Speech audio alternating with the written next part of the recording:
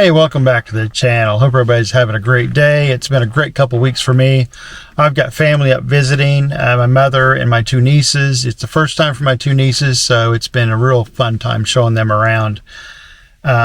This video is going to be a lot different, maybe a bit of a fever dream, because since I've been running them around, I haven't been really recording a lot of video for the channel or getting a lot of pictures for the channel.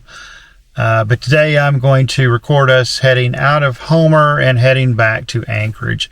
So whatever footage I get, I'll be showing you that. So it may jump around a bit, maybe a little bit out of context as we just hit different places.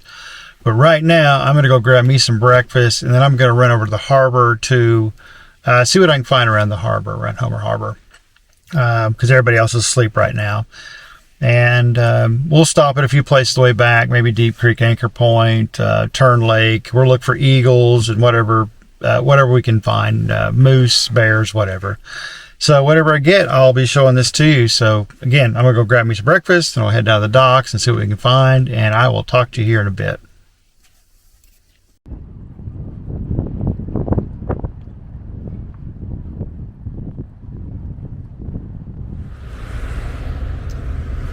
Good morning, everyone. I'm here at the harbor here in Homer, and I'm just everybody else is still asleep, so I like to get out in the morning like this and see what I can find before everybody gets up and running around. And I'm just along the edge of this the Homer Harbor here, and it's got a lot of big tall cow parsnips, like 4 or 5 feet tall, and some of the fireweed's about the same size, and there's these Lincoln and Savannah Sparrows that are just darting around here, barking and chirping. And my whole goal this morning as I saw these guys out here was, let's see if I can get them on top of the fireweed. And I got pretty lucky, and that was weird. A couple of crows just went by my head. Yeah, so the goal this morning, it was when I saw these Lincoln and Savannah Sparrows bounce around all this fireweed, was to try to capture them on the fireweed, or try to capture them around the fireweed, or get that purple somewhere in the picture, and then sometimes on this cow parsnip. And I'll show you what this fireweed looks like. It's a cool plant.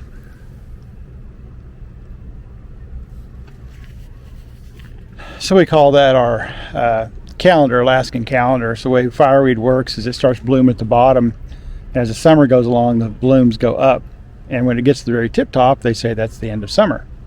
And it pretty much is, because it's around late August and 1st September, and sure enough, there's the end of summer for us. But so far I caught a couple of them in the top of that fireweed, and a couple of them, you know, around the fireweed and stuff, and along some of these little pier poles and top of this cow parsnip. It's pretty cool.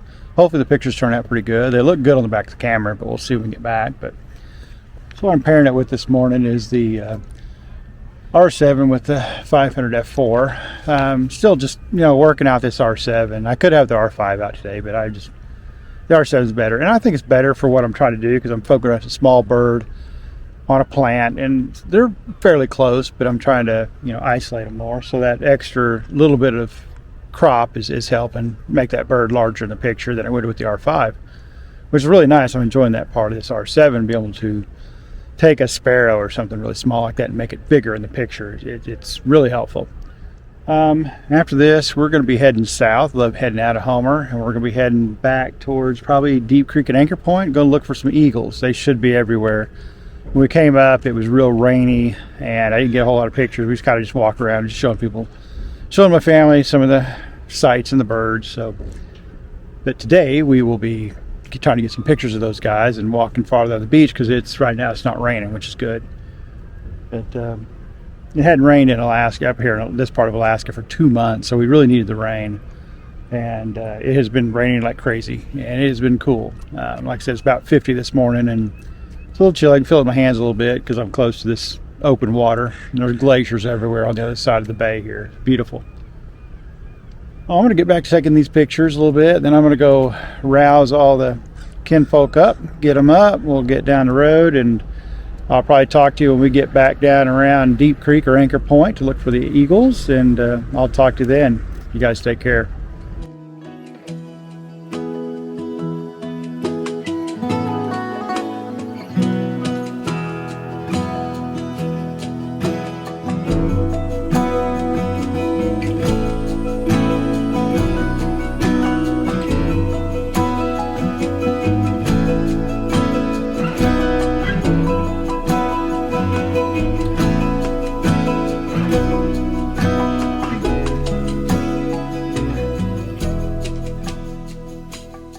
Well, we made it to Deep Creek. Anchor Point didn't have much of anything, and we got here, we found a bunch of eagles, and the nieces have been having fun.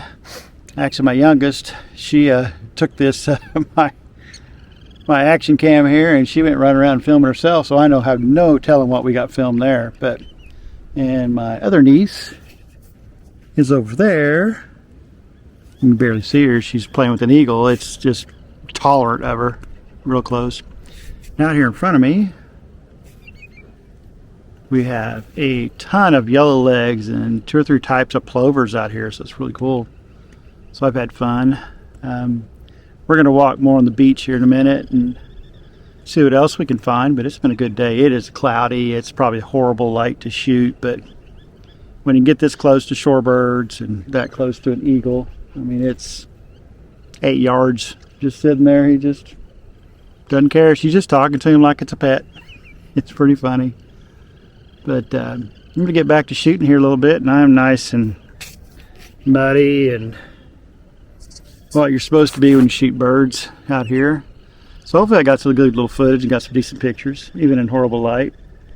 And my youngest niece, she's found something else interesting, so I'm going to go see what she's got and shoot some more birds. And we may have a couple more stops way back at Hope or Tern Lake or something. If we do, I'll show you what we got there. But meantime, I'll talk to you guys here in a bit.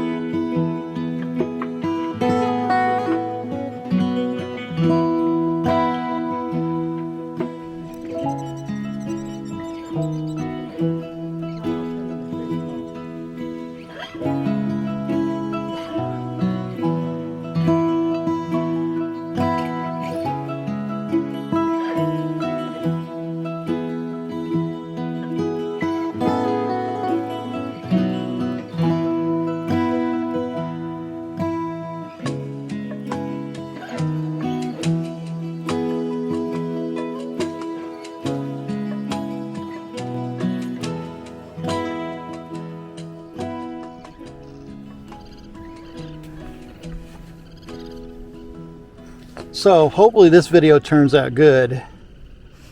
Got my youngest niece filming me, so you may have my nostril or you may have all of me. We shall see what we get. It may be shaky because she's laughing right now with her blue lips. Silly birds. All right, we're gonna walk down the beach some more. We're gonna look for some more eagles. We'll see what we can find. Are we having fun? All right, spin it around, show them who you are. No? Double trip it, triple have it. I'll have video of you then.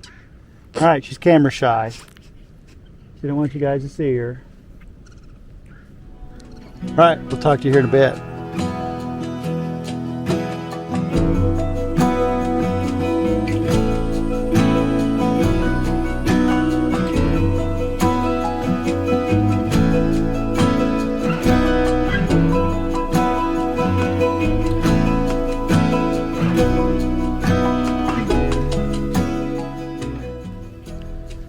Well, folks, we made it back to Anchorage, and we passed Tern Lake. We found some bluebills, or what we nicknamed, but it's a Scaup hen and a bunch of chicks, and it was pretty cool to see those. And they came really close to us. It's pretty cool, almost too close, because I had the R7 with the 500 f4, which gave me 800 millimeters that lens. But it worked great. I love the video on that camera. It's really nice being able to take it and switch it into your video mode, which is whatever setting you're in your stills, it'll have that same setting.